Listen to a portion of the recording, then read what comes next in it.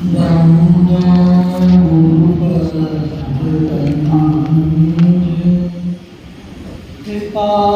सिंधु नरेरूप हरि महामोहतम कुंज झासु वचन रवि करे निकर। ओम श्री शंभुवे नमः। ओम श्री परमात्मे नमः। अपार हर्ष के साथ हम लोग आज गुरु पूर्णिमा महोत्सव पर उपस्थित हुए हैं और पूज्य बाबा के द्वारा गुरु महाराज के प्रवचन का पाठ हुआ। हम उस पाठ का भी ख्याल करेंगे और आज जो गुरु पूर्णिमा है उसके बारे में जो कुछ हम जानते हैं वो आपके बीच में रखेंगे। आदि गुरु जो भगवान परमेश्वर शंकर हैं, उन्होंने कुछ ज्ञान दिया था, शिव ज्ञान दिया था आज ही के अवसर पर। उसी के उपलक्ष्य में आज यह गुरु पूर्णिमा मनाया जाता है। एक तो बात ये, फिर बाबा कबीर के एक शिष्य थे, उसका भी आज ही जन्मदिन है। उस अवसर पर भी यह गुरु पूर्णिमा मनाया जाता है। और तीसरा जो सबसे बड़ा है वह जो है आदि गुरु वेदव्यास जी महाराज, जो कि भगवान विष्णु के 18वें अवतार हैं। भगवान यदि अवतरित होकर कुछ कह रहे हैं, कर रहे हैं, तो अवतार सामान्य साधु सन्यासी की तुलना में ज़्यादा शक्तिशाली होते हैं, यौगिक शक्ति संपन्न होते हैं, जिनमें यह क्षमता होती है कि कोई रूप धारण करके और किसी बड़े कार्य को संपन्न करने में वो सक्षम होते हैं। तो भगवान विष्णु के 18वें अवतार वेदव्यास जी महाराज, उन्हीं का जन्मदिन है। और इसी के एक बहुत प्रतापी शिष्य हुए सुखदेव, शिष्य के पुत्र सुखदेव जी महाराज। इन्होंने 18 पुराण की रचना की, 6 खंडों में महाभारत बनाया। 6 खंड तो बाद में गीता प्रेस ने किया। पूरे महाभारत सदग्रंथ की रचना की। और चारों जो वेद हैं, पहले वेद को सभी को पढ़ना बहुत कठिन पड़ जाता था, तो उन्होंने कहा कि इसको कई भागों में यदि बांट देंगे, छोटे छोटे भागों में, तो लोग एक एक भाग को पढ़ लेंगे। तो ऋग्वेद, यजुर्वेद, अथर्ववेद और सामवेद, ये 4 भागों में उन्होंने वेद को बांटा। और वेद को बांटने के बाद उसका विभाजन किया, उसका विस्तार किया। ये वेदव्यास जी महाराज कर सकते हैं। इतना बड़ा काम और इतना बड़ा साहित्य आज तक मैं तो धरती पर कभी देखा नहीं।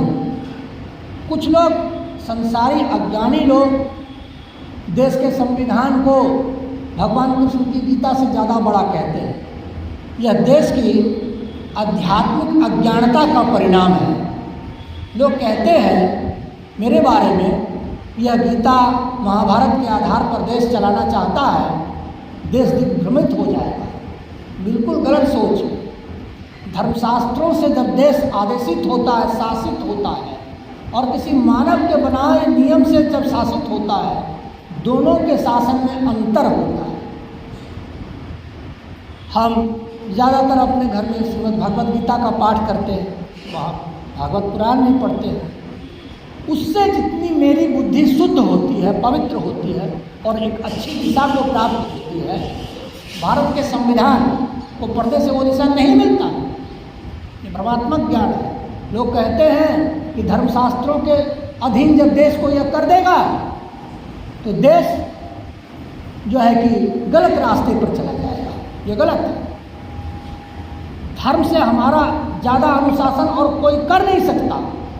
हमें अनुशासित अगर कोई कर सकता है तो धर्म है।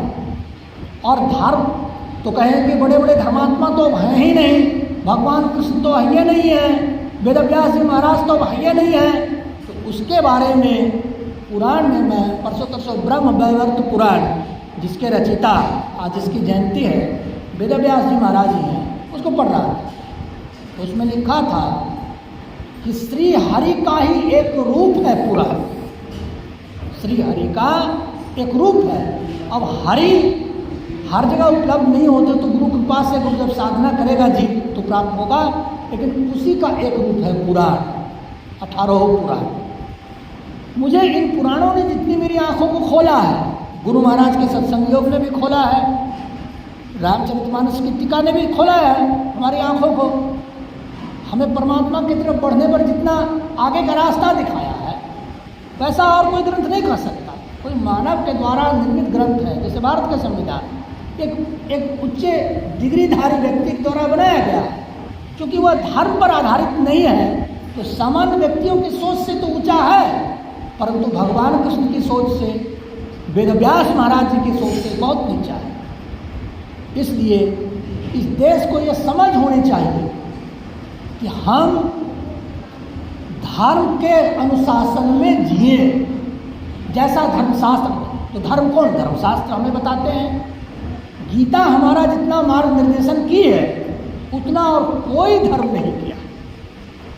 लोग कहते हैं, एक ग्रंथ हम पढ़ रहे थे, वाल्मीकि रामायण प्रथम खंड, उसमें लिखा जो मंत्र के तत्व को जानता है वह मंत्री है। कहने का मतलब जिसने मंत्र को सिद्ध कर लिया है वह मंत्री है। ये शास्त्र है, ये धर्मशास्त्र का मंत्र है। और आप किसी एक मंत्र, आपको तो गुरु मंत्र दिया गया है, उसको सिद्ध कर लीजिए, फिर आप जो चाहिएंगे, जो मंत्री भी चाहेगा वो भी नहीं होगा, आप जो चाहेंगे वो हो जाएगा, लेकिन सिद्ध होने के बाद होगा, सिद्ध नहीं हुआ है तो फिर नहीं होगा। और हमारा एक अनुमान कहता है कि 40-50 वर्ष एक एक मंत्र को सिद्ध करने में लग जाते हैं। तो आज उस महापुरुष की जयंती है जिन्होंने हमें पुराण, महाभारत, ब्रह्मसूत्र, मीमांसा, दर्शन इत्यादि सद्ग्रंथों की रचना करके हमारे बुद्धि को पवित्र बनाने का प्रयास किया था, और उससे ज़्यादा प्रयास हमारे यहाँ के किसी धर्म ग्रंथ में नहीं हुआ है। ब्रह्म वैवर्त पुराण में गोलोक धाम, शिवलोक, वैकुंठ धाम, इस सब कुछ विशद चर्चा है। उसमें यह भी है कि जो चर्चा कर रहा है वो केवल लेखक मात्र नहीं है, उसने उन सत्यों को अपने जीवन में अनुभव भी किया है, वही साक्षात्कार करके कुछ कहता है।